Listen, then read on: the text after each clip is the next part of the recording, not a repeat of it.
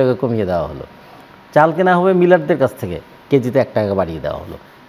এটা নিয়ে কি কেউ প্রশ্ন তুলতে পারলো? প্রশ্ন তোলা গেল? নানাভাবে মানুষের মানে চিন্তাটাকে এমনভাবে অন্যদিকে ডাইভার্ট করে রাখা হয়েছে, এই প্রশ্নটা কেউ আসলো না। তাহলে কৃষকের কি হবে? প্রশাসনিক ব্যবস্থাপনা লাগবে, যেটা আমাদের নাই।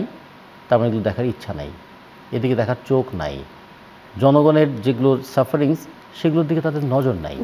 ফলে এই দিক থেকে আমরা যদি মনে করি, তাহলে সরকার আসলে দেখছেন কোন দিকে? যে সরকার ধানের একটা দাম নির্ধারণ করলো। সে ধানের দাম নির্ধারণ করার ক্ষেত্রে দেখুন, বড় মৌসুমের সময় ধানের দাম নির্ধারণ করা হয়েছিল 39 টাকা প্রতি কেজি ধানের দাম, 36 টাকা প্রতি কেজি ধানের দাম, আর চালের দাম নির্ধারণ করা হয়েছিল 49 টাকা। আমন মৌসুমের সময় চালের দাম নির্ধারণ করা হলো প্রতি কেজি 50 টাকা, মানে কেজিতে 1 টাকা বাড়ানো হলো। ধানের দাম আবার কমিয়ে দিয়ে প্রতি কেজি ধানের দাম 2 টাকা কমিয়ে 34 টাকা করা হলো। ধান কিনবে কৃষকের কাছ থেকে, কেজিতে 2 টাকা কমিয়ে দেওয়া হলো। চাল কেনা হবে মিলারদের কাছ থেকে, কেজিতে 1 টাকা বাড়িয়ে দেওয়া হলো। এটা নিয়ে কি কেউ প্রশ্ন তুলতে পারলো? প্রশ্ন তোলা গেল? নানাভাবে মানুষের মানে চিন্তাটাকে এমনভাবে অন্যদিকে ডাইভার্ট করে রাখা হয়েছে, এই প্রশ্নটা কেউ আসলো না। তাহলে কৃষকের কি হবে? ধানের দাম আমি যদি এইভাবে 34 টাকা কেজি ধরি, তাহলে 37 কেজিতে 1 মণ, তাহলে মণ কত হয়? আর ধান কত করে বিক্রি করছে আমার উত্তরবঙ্গের চাষিরা?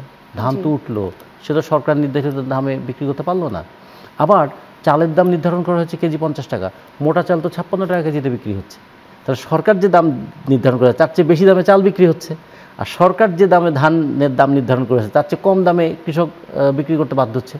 তারপরে যে উৎপাদক সে কম দাম পাচ্ছে, আর যে ভোক্তা সে বেশি দামে কিনছে। এগুলো দেখার জন্য কি খুব রকেট সায়েন্স লাগবে?